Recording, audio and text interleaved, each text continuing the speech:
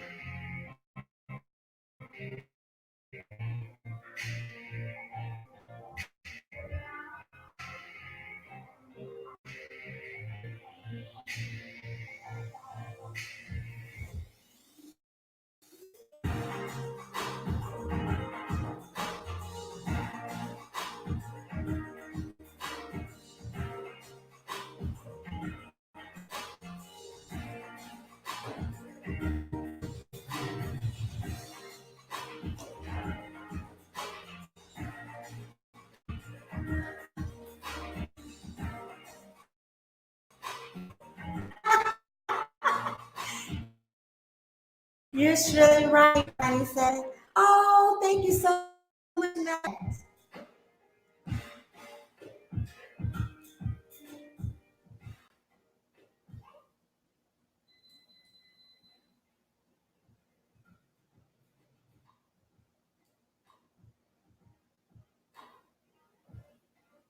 All right. Can you all hear me okay?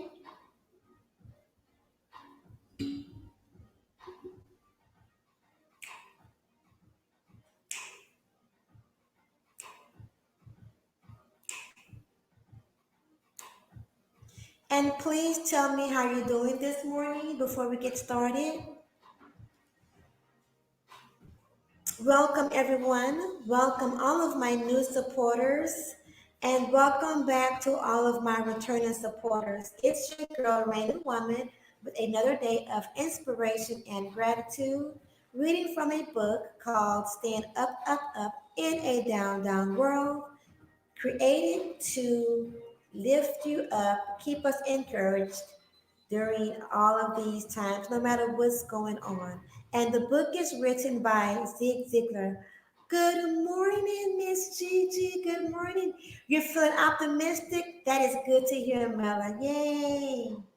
Okay, so I gotta tell you that I am really happy about this story because this story is about attitude, not just rejection. So I'm going to go ahead and get right into it. And here we go. So, rejection produced creativity. Katie Guest applied for admission to the University of Missouri, Kansas City School of Dentistry, but the answer was no. She confessed to shedding a few tears and being discouraged when she got the rejection slip. Then her friend Guy and her parents thought she had given up and were upset with her. That is, she put it, kicked me to shit. She decided she had 2 weeks to prove to the admission committee that she had all the right stuff to be a qualified.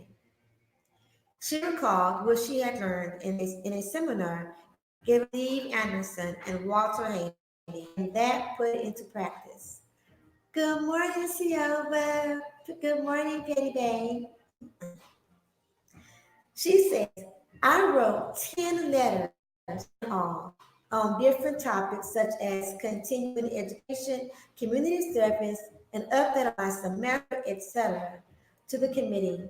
And in each letter, I stood out from the pack by attaching a toothpaste or floss and with a slogan like, I want to brush away any doubt your committee might have. This is my philosophy. This is my philosophy about why philosophy about why I would be a good candidate for your school. I want to paste my name in your minds.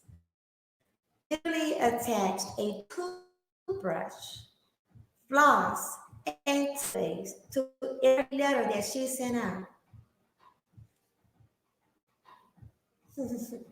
Anyway, the lady who called to warn me of my admission told me that I wore them down. She said that never in all her years of working at the dental school had she ever seen anything like that done. I was very proud of myself for not giving up when the chips were down and for persisting and being determined. Truly, persistence is an important key to success. And so is your attitude. A cross-country truck driver always seemed relaxed and rested. A friend asked him why, and the driver explained that he didn't go to work and take cross-country trips. He simply went for a ride in the country. Attitude makes a difference.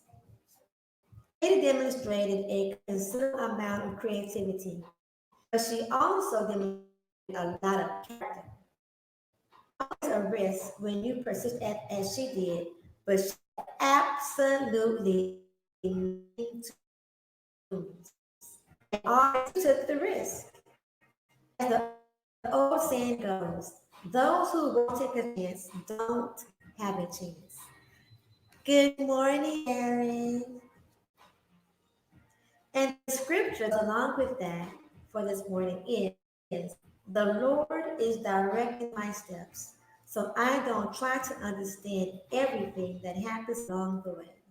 And that is from Proverbs chapter 20, verse 24. Let me share why I really story. Because I can relate, that's why. And because I often say to people around me that attitude is everything. It's everything. Image, nothing. But attitude is everything. How you perceive things, how you carry, how you respond to different situations is everything. It makes the difference. Sounds good off my headphones. Oh, my bad. Okay, well, I'm glad that you put your. Oh, tell me that the audio sounds muffled. Okay, well, I'm so glad that you put your headphones on. My sound is breaking up. Me and these high C's and this microphone. Uh, we're gonna have. Let me see. You know what? Maybe if I is that better? I'm going to keep talking and hope that that is better. So yes, so attitude.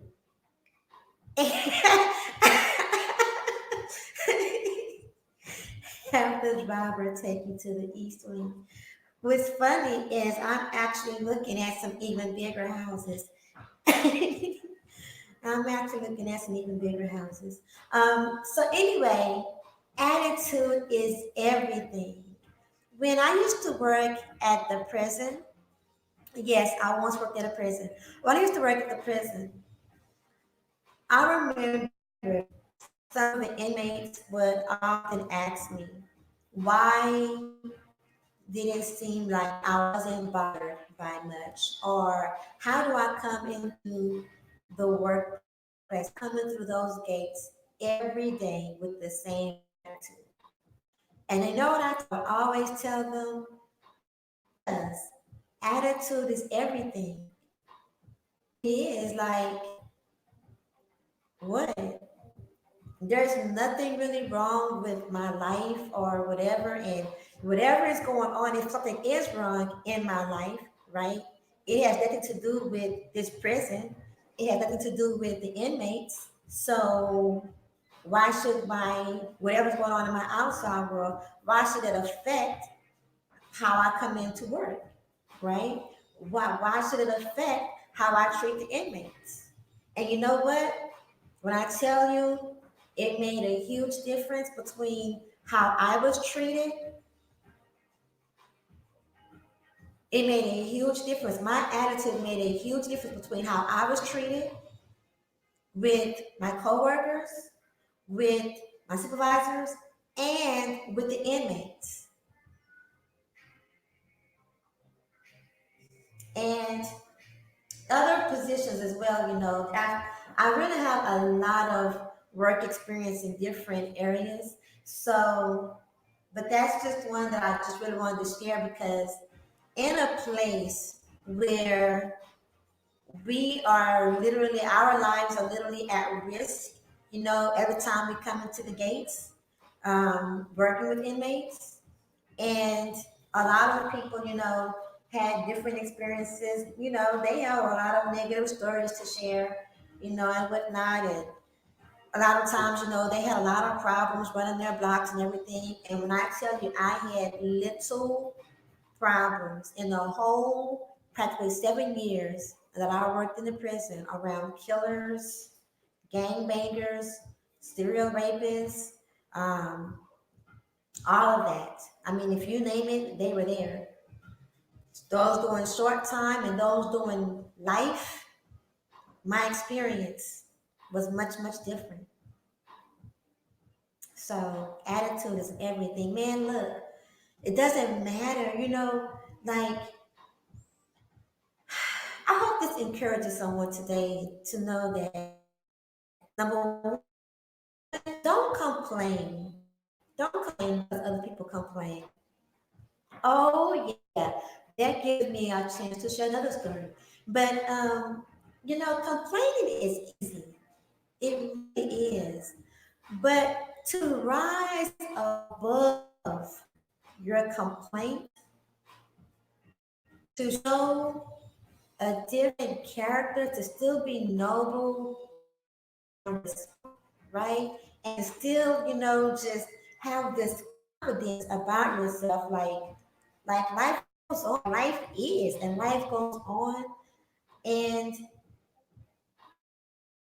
in the midst of turmoil, even in the midst of like trial or whatever, like it is in your attitude, it just makes the difference. So I will tell you another story, right? I used to do crisis intervention in Arizona. Arizona is my second home, if you don't know. Arizona is my second home. So my last job in Arizona was crisis intervention. And in doing crisis intervention, we were mobile crisis. So we literally went to where the crisis was, whether it was at schools, hospitals, whether it was at people's homes, in the park, in the hood. It didn't matter. We went to where the crisis was. And a lot of times we would be out on a call for like easily, we could easily be on a call for like 4 or 5 hours trying to talk someone down from being suicidal or homicidal, or trying to calm someone down that was on medication and had gotten off their meds and were having a psychotic episode, or working with the police because a lot of times we had to engage and involve the police or doctors, anything like that. Hospital, taking people to mental hospitals to be admitted, for psychosis treatment. So many different things. So many times we could be out on a call a few hours and we still have a lot of documentation that we have to do. I mean, a lot of documentation. So an hour work shift could easily turn into 12-hour work shift or work shift. It's not what you planned for, but that's, just how it turned out, right? And some of my coworkers would come in, and I don't blame them because it really can make a long day unexpectedly, I mean, they have plans. You might have some dinner plans, you might have plans with your spouse or your partner or whatever, and you got to cancel those plans you should just wrong. And because I did, and because I served the clients all the way to the end, like some people would, you could, we went out in pairs, right? And you can really tell sometimes when someone is like fed up with working with a client or a patient, or they, are just tired or exhausted or angry because they don't want to spend any more time with this person. But the way I looked at it was like this. I looked at it as, at this time, these people's lives are in my hands. Period. What I say and what I do in this moment can be the difference between them hurting themselves or hurting someone else around them, or them using it again, falling off the wagon, anything, right? It could, we used to work, some of our clients were all age brackets. And some of our clients, get attached, to us. Some of our clients were in abusive situations, domestic violence, and we would have to come up with a whole plan, literally be part of their escape plan, right? So many instances. So the way I looked at it all the time was that these people's lives were in my hands. And whatever it took to get them safe and to keep them safe, and however long it took, I was going to do it. And when I got ready to leave, they hated to see me go. I got so many thank you letters from clients, from hospitals, along with from my supervisors. There's appreciation for the work that I did. I got awarded like so many gift cards, so many bonuses, just different things because of not just my work ethic, but my attitude, my willingness to go above and beyond, no matter what. And when I got ready to leave Arizona, they really, really hated to see me go. So the big wigs of the company had called for me to come down to the office downtown, to the main office, right? And I didn't know what to expect from this. I really did. I did not know what to expect from this. But do you know that they had called me into the main office to meet with all these big wigs to ask me what could they do to make me stay? They're willing to give me another pay raise, bonuses. They're willing to go above and beyond to keep me because of my attitude. But when I told them that there was really nothing that they could do because I really, really wanted to go back to Texas. I really wanted to go back home and be around my family. At that time, all of my grandparents were deceased except for one grandmother. I had one grandmother that was still living. And I was just like, I want to go back home to be with my family. And so, there's like nothing that you can do. But you know what they did? You know what they did? They kept me on staff even after I moved. They changed my status from a full-time employee to an on-call employee. And they maintained my pay rate while I was gone. I mean, I had moved and everything. And so while I was looking for a job when I returned to Texas, in between looking for a job, I would go back to Arizona periodically and I would work for like a week or 2 weeks. And my pay that I would work for like a week or 2 weeks would cover all my bills and sustain me for like 3 months at a time. all because of my attitude. All because of my attitude. And they said, you keep this between us. Don't you tell this to anybody. And you think I did? Hell no, I didn't. I didn't let anybody know that they had kept me at the same pay rate. I didn't let anyone know about how what was offered at the table, you know. But to think that had I complained like everybody else, had I allowed my attitude to be different, had I given up on my clients, any of that, if I would have ended a visit with a client just a moment too soon because I was anxious or tired or frustrated with them, and something could have happened, my willingness to go the extra mile anyway made a difference, man. Attitude is everything. Attitude is everything, like not even just on your job, but attitude is everything in your life. Believe it or not, attitude is everything in your relationships, in your romantic relationships. Attitude is everything. Break it up.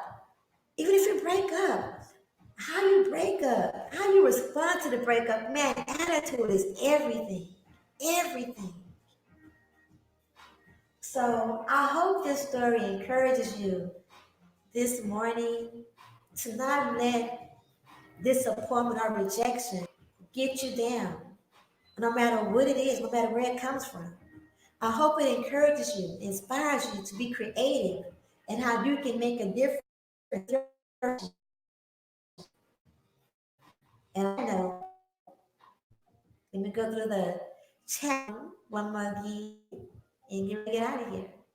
Mela, all that you've mentioned, Q, eliminating brains is a start to feel like one's authentic health self. Facts, Mela, I agree. Good morning, Poetic Chaos. Thank you. Good morning for coming through. Good morning. Q4, nutritional deficiency of what man or minerals. You know what? Q47, nutritional deficiencies, any vitamin and any mineral can cause your body to get off, can affect your system, your digestion, your brain, your skin, your energy, any of it. Mela said, I blame nutritional deficiency as to why people become mentally unstable. It definitely plays a role, Mela. It definitely plays a role, especially when people go from being just totally mentally stable and then fall all the way off. And even some of the foods that we eat, and some of the things that we put on our body and on our skin are actually cancer-causing chemicals. I noticed Miss GQ for 7 years. Should we refer to you moving forward as OG? Hell no. You should not refer to me as no OG Rain. No. Miss Gigi, some of us are extraordinary. Q497. Next, you're going to reveal you used to spoil MMA fighters and Sky.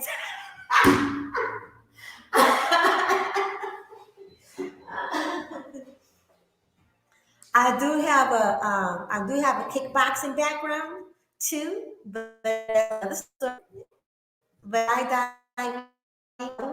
not yet. Although in the last 2 years, I considered skydiving. So I don't know. To think that when I was in the military, though, I signed up to be airborne when I was in the military, and I when I was in when I was in airborne training in jump school, honey, honey.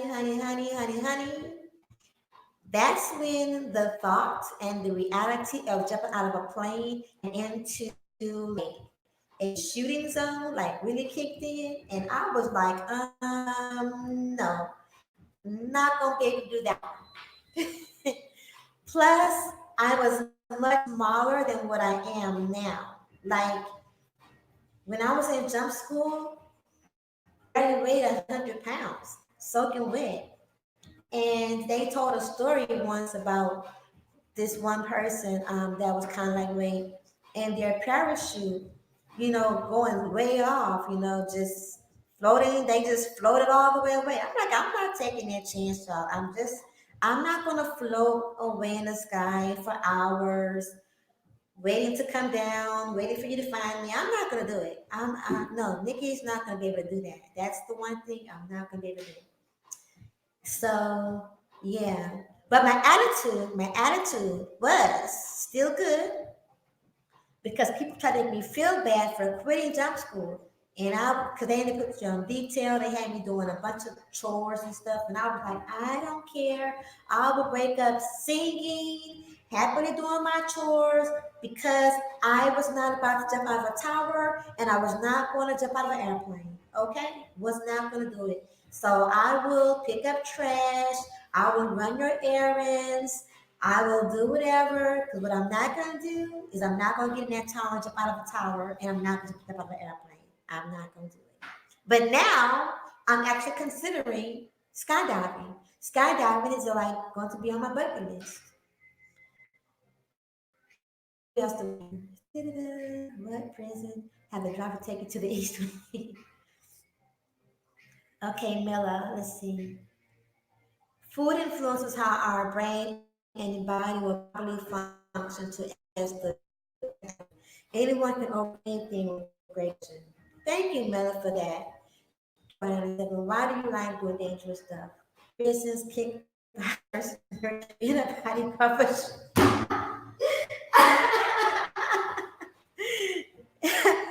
You know, Q, I don't have an answer. I don't have an answer for that. I really don't. And ironically, I have done all those things and maintain all of my feminine energy and femininity. Like all of it. It's crazy. um, I mean, I'm actually more feminine than a lot of females that have never done any of those things. It's crazy. But I guess all because I've always embraced. I've always embraced. What made you change your thoughts about jumping out of a plane? Was thinking of it. Okay, Bella, laugh when I tell you this. Laugh when I tell you this.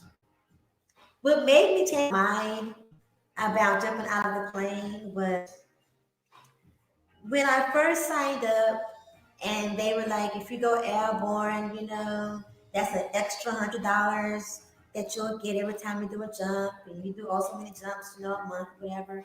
And at first, that sounded good, like, oh, an extra $100. I'm young, I'm like 18, 19. I'm like, an extra $100, that's cool.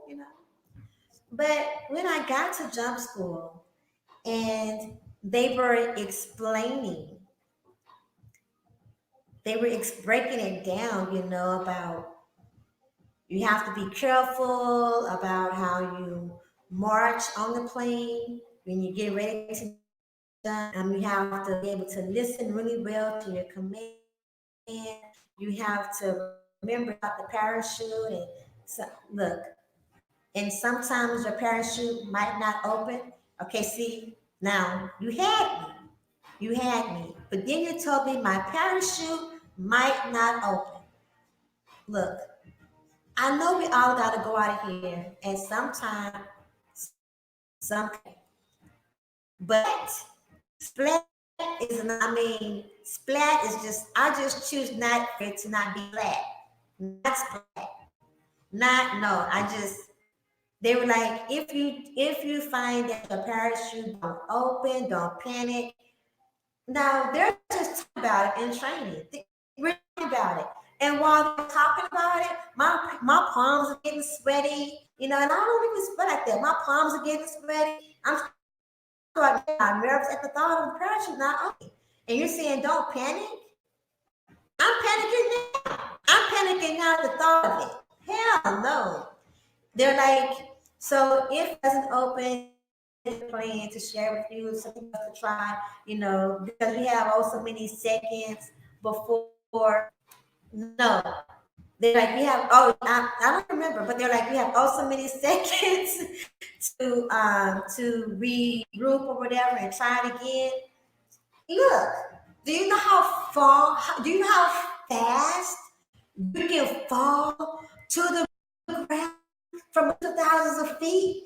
Like, no, no, I'm not here for y'all. I was not here for it. But, be that as it may, I did not quit right then.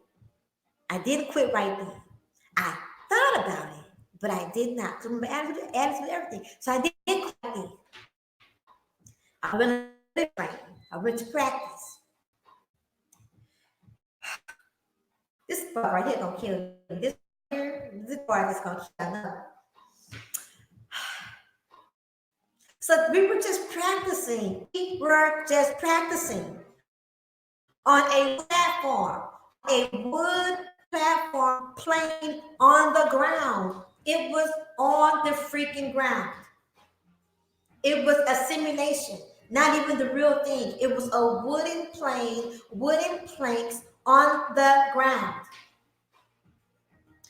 Do you know, with all the information that they had given me prior to us going to practice, I had all that stuff in my head, all about, and if it's war zone, because you don't just jump, into war, you also, you have your practice jumps, you have your entertainment jumps, right?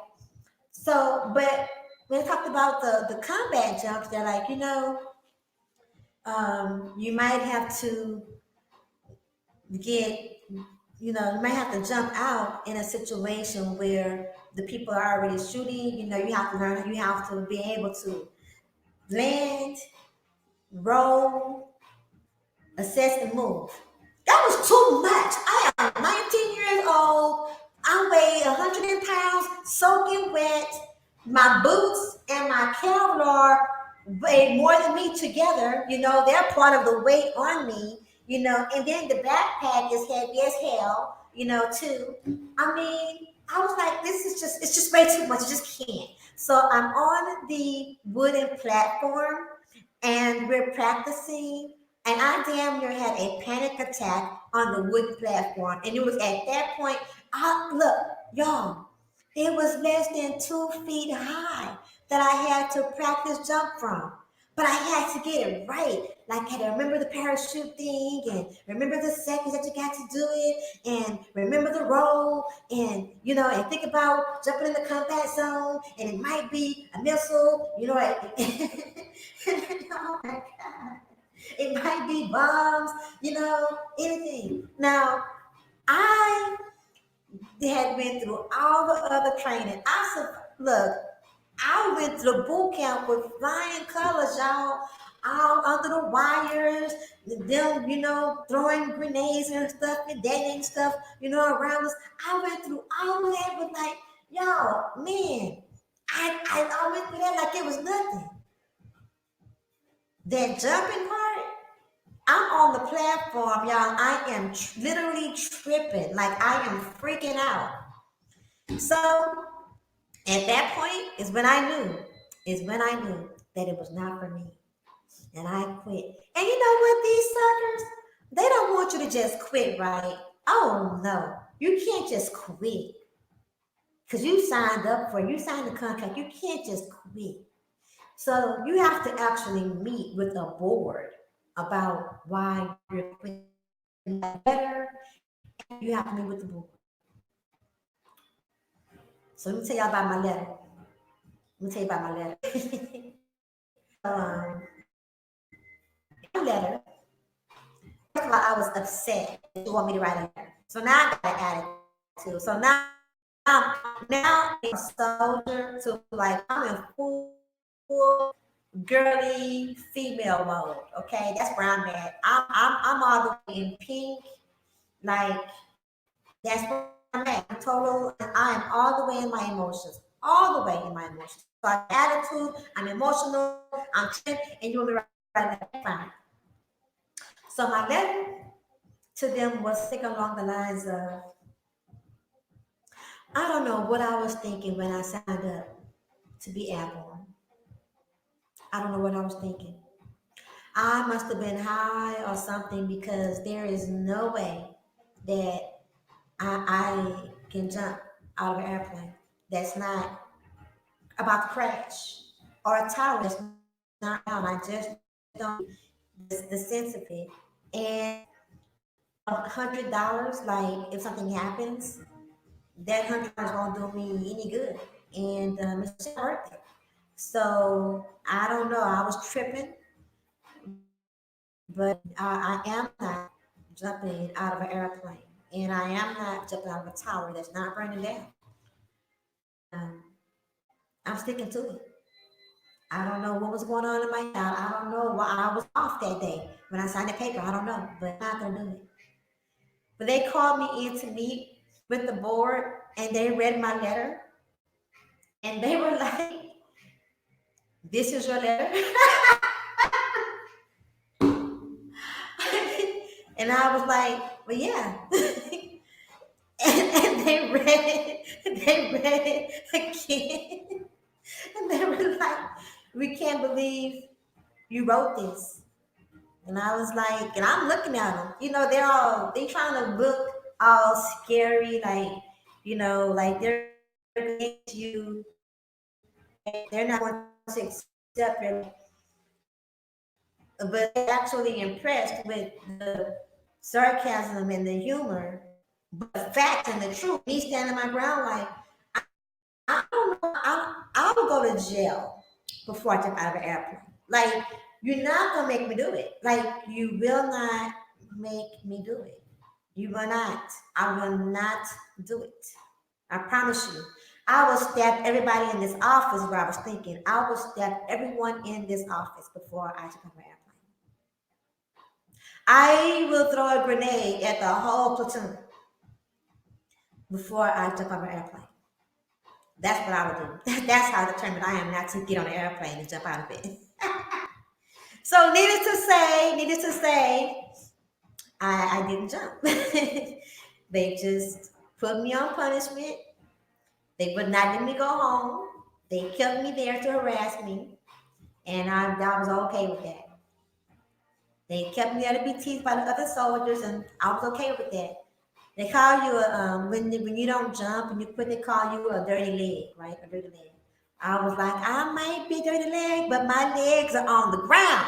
Boom! I'm good with that. What you need me to do? So the moral to the story is you will face any danger as long as it is on the ground. Basically, that's it. Yeah, I know. I laugh myself sometimes I think about it.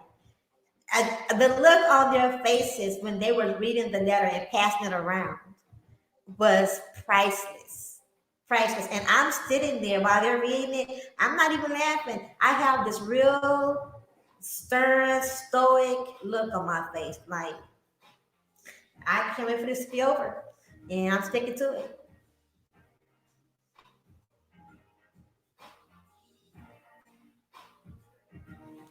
Mela, one day I'll be happy to tell specifically why I joined the Air Force and subsequently compelled to finish my decision to completion. But real talk, that was the toughest experience of a lifetime. Mela, I would love to hear your story. I would love to hear your story. Man. Well, look here, guys. Oh my God, I have a coffee date, so I gotta get ready to get out of here. You guys, this has been great. Remember, man, attitude is everything.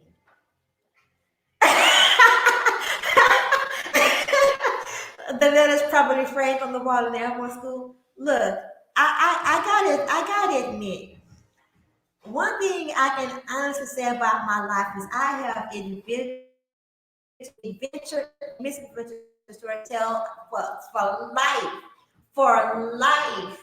Like it has not been a dull moment in my body. It has not. But because I even have stories of when I was in my job training, my school training, and yeah, they wanted to kick me out. They literally wanted to kick me out. because I was too much for them. But guess what? Guess what? I didn't do it. They didn't do it. They didn't kick me out. They kept me around. And look, and I get the benefits. Oh my goodness. But that's probably friend. Man, look here. If I was to see that letter or read about that letter, man, I'm telling you, all I would do is laugh, man. Because what can I say? Hey, over again for the same reason, and I would say the again, I sure would. I ain't jumping out no damn airplane. You should take jujitsu classes. Maybe I'll look into that. All right. All right. Okay. So inspiration and gratitude, man. I'm inspired, y'all, to keep a positive attitude. I'm inspired. I'm inspired to remind other people about the attitude being everything, encouraging people today. And I'm grateful. You know one thing I'm grateful for this morning? I'm grateful for my niece who is 12 years old. Last year in school, she had a really tough year because she was at a new school, and there was a lot of violence at her school. She dealt with some racial issues at her school, and in spite of it all, she even dealt with some bullying. And in spite of it all, last year, the whole school year, she only made one B. All of her grades were all A's. In spite of all that, she takes karate. In spite of all that, she has leveled up another 4 belts in her karate classes. In spite of all that, she still did. Did the track, tried out for basketball and volleyball. In spite of all that, in spite of all that, and she had a choice to go back to that school or go to another school. And in spite of those challenges, she chose to go back to that school. And I'm so grateful. I'm so grateful for that, man. Did you take her in the backyard and teach her your Mercedes skills? I did not. With her skills in karate right about now, she might could take her auntie out, but she knows she better not try it. Anyway, guys, I'm out of here. I gotta make a call and I gotta go get to my coffee date. So everyone, have a beautiful day. Also, I'm grateful. I'm grateful that someone reached out to me and in an email and wanted to ask about how I was really doing, with my recent loss and things going on. And I really appreciate that. So, man, I'm grateful for people being compassionate. I'm grateful for human connection, man. Grateful.